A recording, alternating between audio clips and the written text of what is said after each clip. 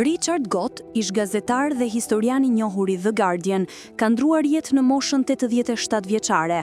Gott u bë i famshëm pasi identifikoi trupin e Che Guevarës në Bolivi në vitin 1967, ku ishte i vetmi gazetar në vend ngjarje.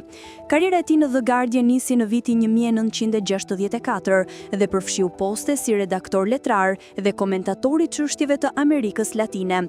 Në vitin 1994, ai dha dorëheqjen pas akuzave se ishte informator i KGB-s, akuza që ai i mohoi. Megjithatë, Gott pranoi se kishte pranuar udhëtime të paguara nga sovjetikët, duke i quajtur këtë artë të kuq në formën e shpenzimeve. Kolegët e tij e përshkruan si gazetar me simpati për revolucionarët, por jo për regjimet ideologjike.